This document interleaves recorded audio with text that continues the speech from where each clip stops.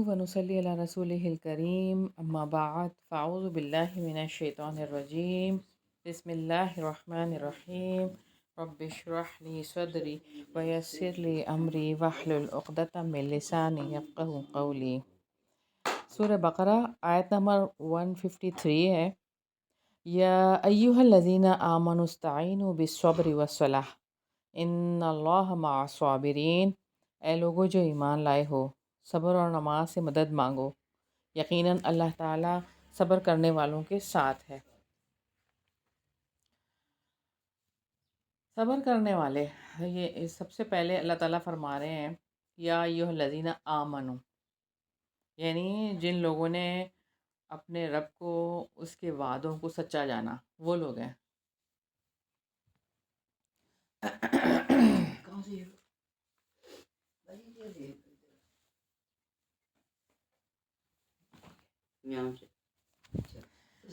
وَاسْتَعِینُوا کی بات ہے، مدد مانگو اس پر جس کا آپ سے مطالبہ کیا گیا، ثبات، ذکر اور شکر پر، اور کفر اور نسیان کے چھوڑنے پر صبر کے ساتھ مدد مانگو، یعنی اپنے آپ کو ثابت قدم رہنے کے لیے دین پہ مدد مانگیں، اللہ کے ذکر کرنے کے لیے اللہ سے مدد مانگیں، اللہ کا شکر ادا کرنے کے لیے اللہ سے مدد مانگیں، کفر سے بچنے کے لیے اور نسیان یعنی بھول جانے سے، نسیان کے چھوڑنے پر، یعنی بھول چوک کو چھوڑنے پر اللہ تعالیٰ کے صبر کے ساتھ مدد مانگیں۔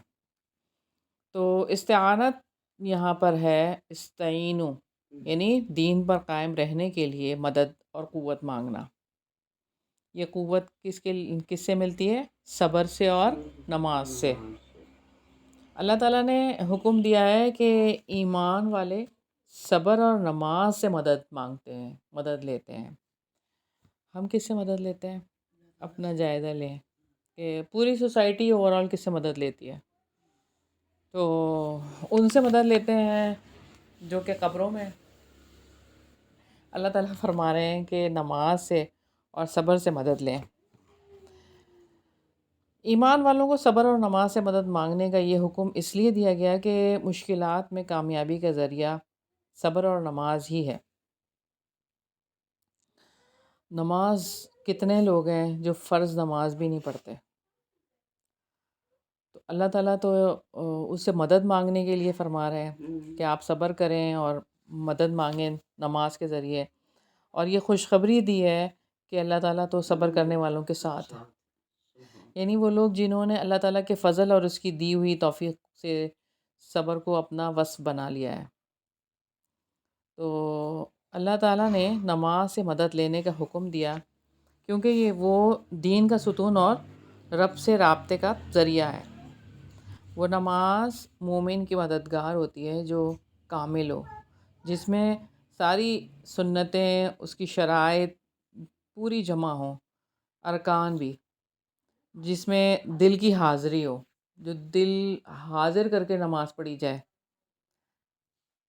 اس طرح جب مومن نماز میں داخل ہوتا ہے تو وہ یہ سمجھتا ہے کہ اپنے رب کے سامنے حاضر ہوا ہے، وہ باادب اپنے مالک کے حضور کھڑا ہوتا ہے، پھر جو کچھ کہتا ہے اور کرتا ہے اس کو اپنے شعور میں حاضر رکھتا ہے اور رب سے دعائیں مانگتا ہے۔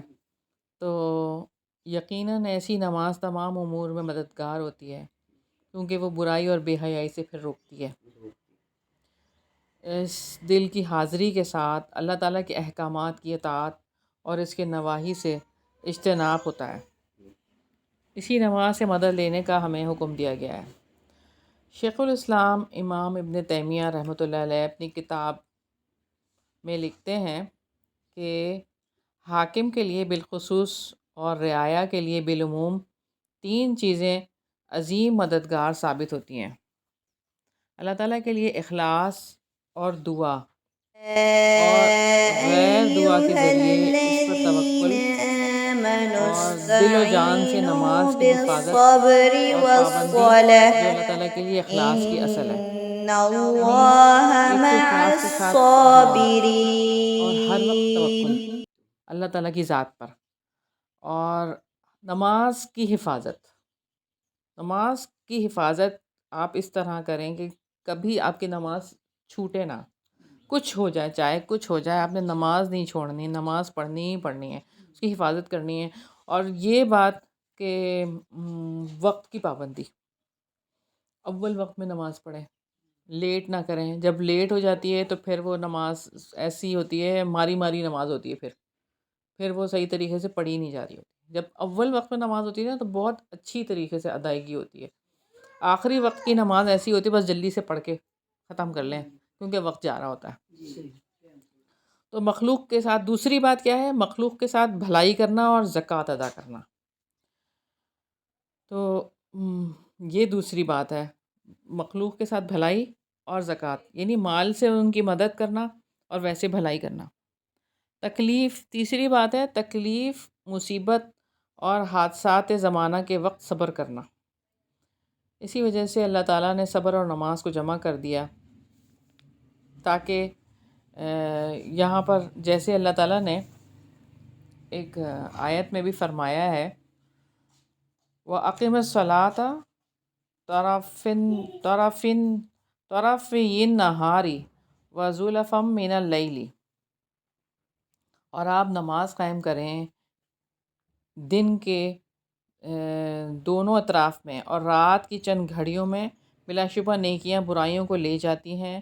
یہ اللہ تعالیٰ کو یاد کرنے والوں کے لیے نصیحت ہے، اور آپ صبر کریں، بلا شبہ اللہ تعالیٰ نیکی کرنے والوں کا اجر ضائع نہیں کرتا۔ یہاں پر بھی دونوں چیزیں ایک ساتھ ہیں، نماز اور صبر۔ ایک اور جگہ اللہ تعالیٰ فرماتے ہیں سورہ طٰہٰ میں، چنانچہ لوگ جو باتیں کرتے ہیں آپ ان پر صبر کریں اور اپنے رب کی حمد کے ساتھ تسبیح کریں، سورج نکلنے سے پہلے اور اس کے غروب ہونے سے پہلے اور رات کے اوقات میں بھی، پس تسبیح کریں اور دن کے کناروں پر بھی، تاکہ آپ راضی ہو جائیں۔ یہ ساری نمازوں کے اوقات ہیں اللہ تعالیٰ نے جو یہاں پہ بتایا، ٹھیک ہے۔ اور اس کے ساتھ کیا سب سے پہلے حکم دیا؟ صبر کریں۔ اس کا مطلب نماز اور صبر دونوں چیزیں ساتھ ساتھ ہیں۔ اور صبر کیا ہے اصل میں؟ نفس کو مرغوب چیزوں سے روکنے کی مشقت برداشت کرنا۔ جو آپ کا نفس ہے، وہ جو پسندیدہ چیزیں ہیں آپ کی، یعنی خواہشات ہی ہیں ہماری جو ہمیں پسند آتی ہیں، تو اس کو روکنے کی مشقت، یعنی اپنی خواہشات کو روک لینا، اس پہ بین لگا دینا، تو تاکہ وہ اس خواہشات میں گرفتار ہونے سے بچ جائے ہمارا نفس۔ اللہ تعالیٰ کی اطاعت پر اس کو گامزن رکھنا، بس ہر وقت اللہ تعالیٰ کی اطاعت ہی رہے، اور نفس کو اللہ تعالیٰ کے منع کیے ہوئے کاموں سے روکے رکھنا صبر ہے۔ پھر جو بھی مصائب آئیں، کوئی بھی پریشانی ہو، کچھ بھی ہو، تو اس میں یعنی ایک طرح سے ہوتا ہے نا، جزا فضا نہ کرنا، اس سے رکنا، تذکرہ نہ کرنا کہ یہ ہو گیا اور یہ ہو رہا ہے، ایسے ہو رہا ہے، تذکرہ نہ کرنا۔ اللہ تعالیٰ کے سامنے جتنا جی چاہے کر لیں، اللہ کے سامنے روئیں، گڑ گڑائیں، واویلا مچائیں، جو بھی کریں اللہ کے سامنے، اور کسی کے سامنے نہیں۔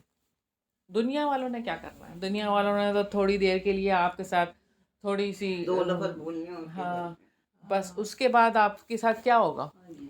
آپ ہوں گے اور آپ کی، بلکہ وہ بات نکل کے دوسرے گھر، تیسرے گھر، چوتھے گھر پہنچ جائے گی۔ یہی ایسے ہے، یہ ایسے ہاں جی، تو کیا ضرورت ہے؟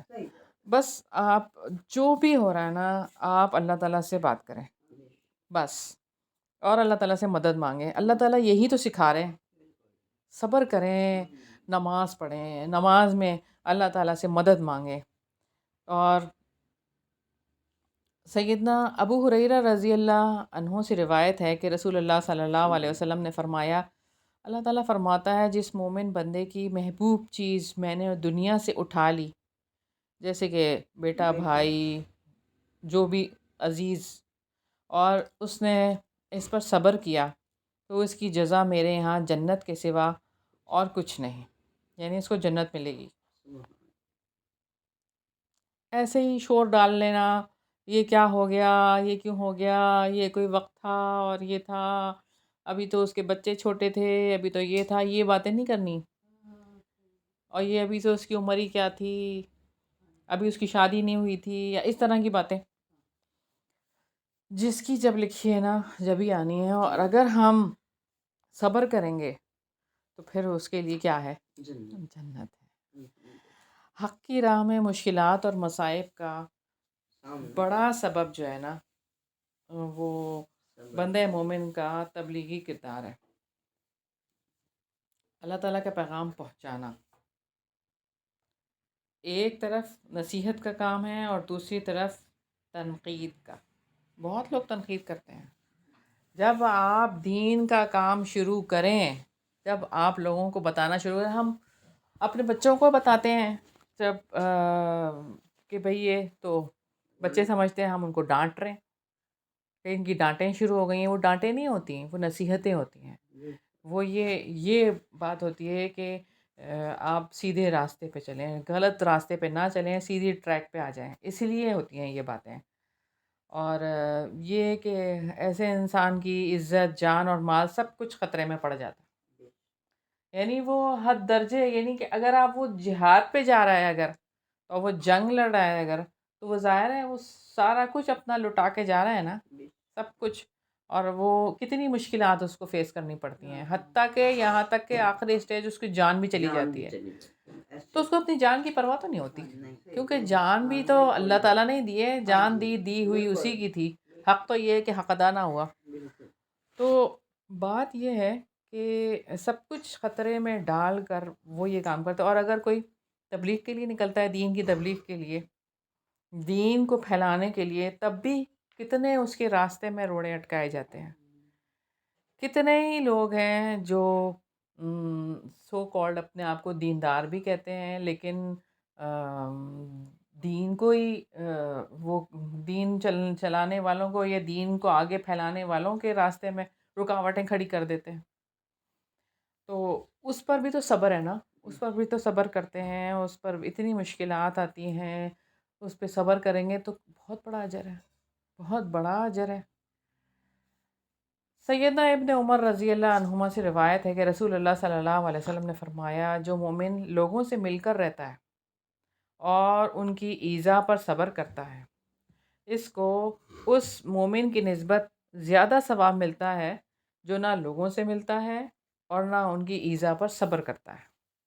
تو اصل بات یہ ہے کہ ہم ملنا بھی ہے لوگوں سے، سارا کچھ کرنا ہے، اور اگر ان کی باتیں ہوں تو ان کی ایذا رسانی پر کیا کرنا ہے؟ صبر کرنا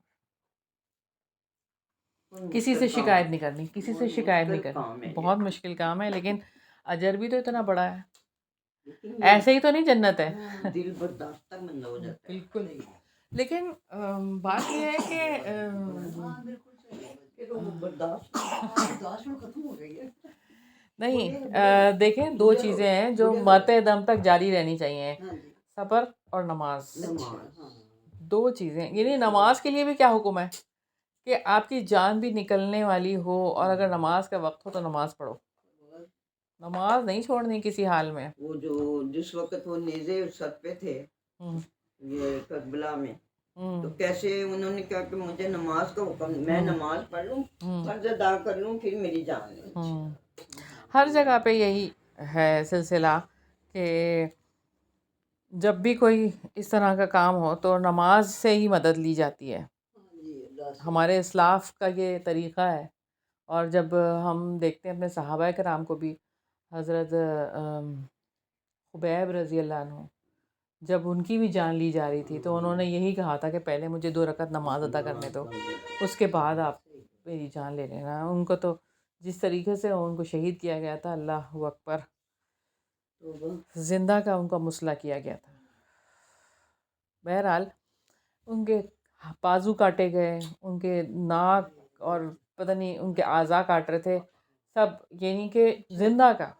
آپ سوچ کے دیکھیں نا ذرا، اس طرح سے. پھر آخر میں جا کے ان کو نیزے مار کے مار دیا گیا تھا.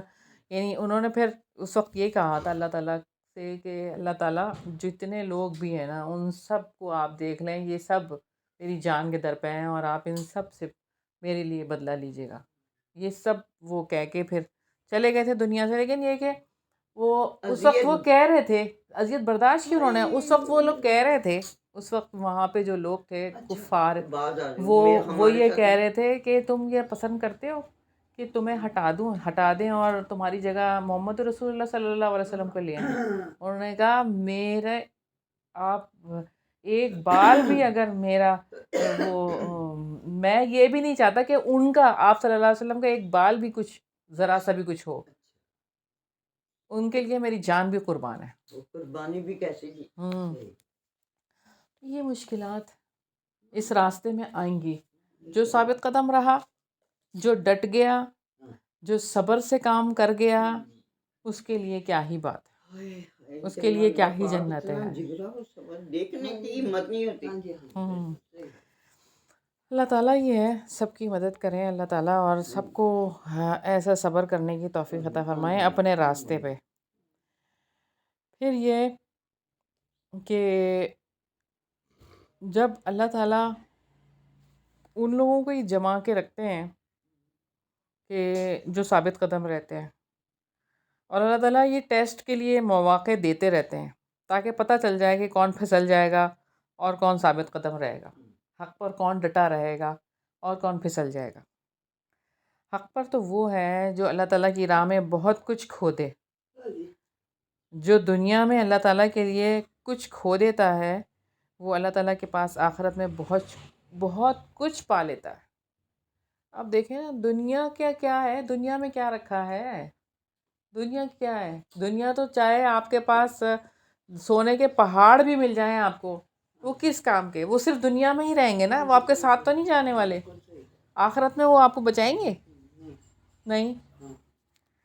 وہ تو آپ جیسے ہی آپ کا سانس بند ہوا تو آپ کو تو 3 کپڑوں میں لپیٹ کے مٹی کے نیچے دفنا دیا جائے گا. آپ کے ساتھ کچھ جائے گا؟ ہاں، بلکہ جو کچھ آپ نے پہنا ہوا بھی ہوگا نا وہ بھی اتار دیا جائے گا. جو کچھ آپ نے پہنا ہوا بھی ہوگا وہ بھی اتار دیا جائے گا. ناک کا کوکا بھی اتار دیں گے، یہ بھی اتار دیا جائے گا. تو یہ سوچنے کی بات ہے کہ ہم کس کے لیے بے صبری کرتے ہیں، بے صبری کا مظاہرہ کرتے ہیں. کیوں ہم صبر سے کام نہیں لیتے، کیوں ہم نماز سے مدد نہیں لیتے. تو حق پر تو وہ ہے جو اللہ تعالیٰ کی راہ میں اپنی جان دے دے. دنیا میں جان دینے والا ہمیشہ کی زندگی پا لیتا ہے. وہ لوگ جنہوں نے اپنی جانیں دے دی، جنہوں نے اپنی جانیں قربان کر دی دنیا میں، صرف حق پر ڈٹے رہے، وہ لوگ کدھر جائیں گے؟ وہ تو اعلیٰ جنتوں میں ہوں گے، اعلیٰ جنتوں میں. ان کے جیسا تو کوئی ہوگا نہیں. شہید اللہ تعالیٰ تو اگلی آیت میں پھر یہی بات آگے آ رہی ہے کہ وہ ان کو تو آپ نے مردہ تو کہنا ہی نہیں ہے، کیونکہ وہ اس راستے میں گئے ہیں. اتنا خوبصورت راستہ ہے یہ، اس راستے میں اپنی جان دے دی ہے. جان تو دینی ہی تھی نا، جان تو دینی ہی تھی، سب نے دینی ہے جان، سب کی جان جانی ہے. لیکن اس راستے میں جس نے جان دے دی اس کی کیا ہی بات ہے. اس کو اللہ تعالیٰ نے کہا مردہ بھی مت کہو، اس کو مردہ بھی نہیں کہنا، اس کو شہید کہنا ہے.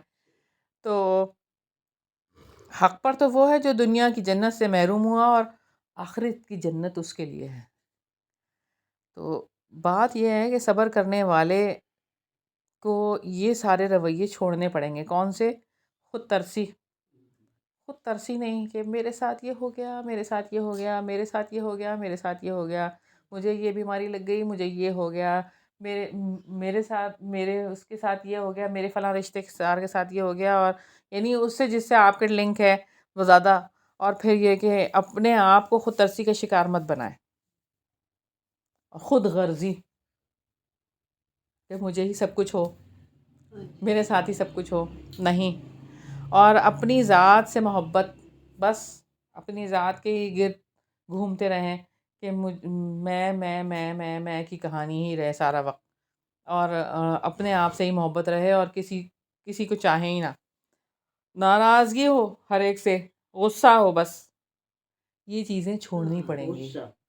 یہ چیزیں ہمیں اپنے اندر سے ختم کرنی پڑیں گی اگر ہم صبر کرنا چاہتے ہیں. تو بچپن کی بھی پک جاتی ہیں ہاں عادتیں، یہ وہ عادتیں جو ماں ہیں جی. باپ کو اب یہ بھی نہ تو کرنا دیکھیں نا. چاہیے ہیں، بچپن ہاں سے بھی جو بالکل آپ ہوتی صحیح کہہ ہیں رہی ہیں، عادتیں وہ ہوتی ہیں. جب بڑی ہو جاتے ہیں نا بندے، بوڑھے عورتیں مرد ہو، تو وہ نہیں جاتی ہے. اچھا ہاں یہ ہے کہ صحابہ کرام ہیں، صحابہ کرام نے بھی تو بچپن سے وہی ماحول دیکھا نا. ایسا ماحول تھا ان کا، تو کوئی ایسا ماحول نہیں تھا نا کہ اس میں ان کو اس طرح کی چیزیں ہوں. لیکن جب وہ اسلام لے کر آئے تھے تو کیسے لے کر آئے تھے؟ اپنی عادتوں کو چھوڑا تھا انہوں نے، پریکٹس کی تھی نا. اور اس حد تک پریکٹس کی تھی، اپنے آپ کو روک کے. غلطیاں ہوتی ہیں، یہ نہیں کہ غلطیاں نہیں ہوتی ہیں. شروع میں ایسے ہی کہ غلطی کرتے ہیں، پھر توبہ کرتے ہیں، پھر غلطی ہوتی ہے، پھر توبہ کرتے ہیں. یہ ہرڈلس تو آتی ہی آتی جیسے ہیں. لڑکی کی شادی ہوتی تو سسرال میں جا ہاں کے سب چھوڑنی پڑتی ہاں ہے، جی پچھلی بالکل. آگے جا کے ان کی بنانی ہاں پڑتی ہے. ایسے ہی ہاں جی ایسے ہی ہے، بہت ایسے ہی ساری ہے، بہت ساری ان کی نا ایسے ہی ہے. وہ عادتیں نہیں پڑتی ہیں. کی ہے، پیچھے سب چھوڑ گیا سب کچھ. تو اللہ تعالیٰ سے ملاقات ہے، اللہ تعالیٰ سے نماز سے اگر مدد لینے کا جو حکم ہے تو وہ اصل میں اللہ تعالیٰ سے باجی ملاقات ہے. میں سچ بولوں گی، نماز صبح کی نماز جو ہے میری نا اکثر رہ جاتی ہے. کیا کروں اس چلیں کا؟ ابھی بتاتی ہوں. دعا کریں اس کے لیے.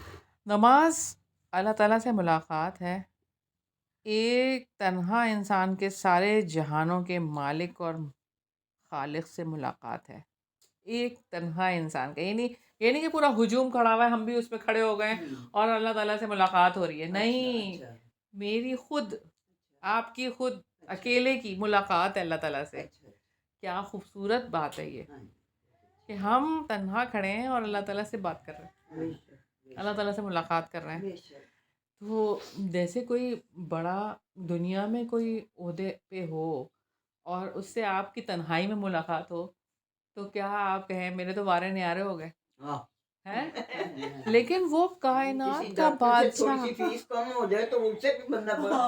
ہاں آپ سوچیں نا ذرا، آج کل کوئی نہیں کرتے ڈاکٹر. آپ اس بات کو سوچیں نا کہ کہ وہ اللہ تعالیٰ اللہ ہے، اللہ تعالیٰ، اللہ تعالیٰ واقعی اللہ تعالیٰ سارے جہان کا خالق اور مالک ہے.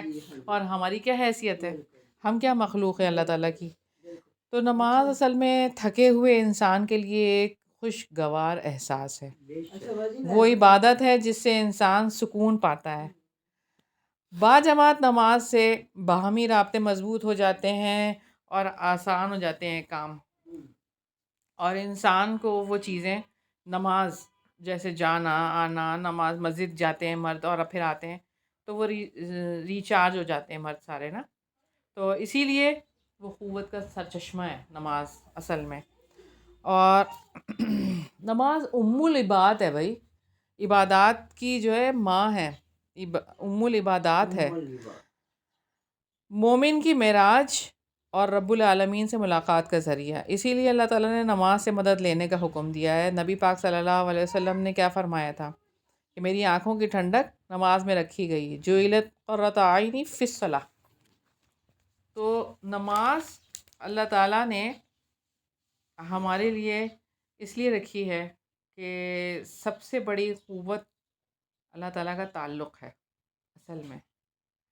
تو اللہ تعالیٰ کا تعلق مل گیا نا، تو اللہ تعالیٰ کی ملاقات کا ذریعہ نماز ہی ہے. تو نماز کے ذریعے جب ہم اللہ تعالیٰ سے بار بار ملاقات کریں گے تعلق بنے گا. جب کسی سے بار بار ملاقات کرتے ہیں اس کے ساتھ کتنا کیسے تعلق بن جاتا ہے. تو یہ سوچنے کی بات ہے، نماز اگر اتنی زیادہ کثرت سے اللہ تعالیٰ سے ملاقات کیے جائیں تو اللہ تعالیٰ سے کتنا تعلق بنے گا. اچھا میرا بھی بتاؤ نا.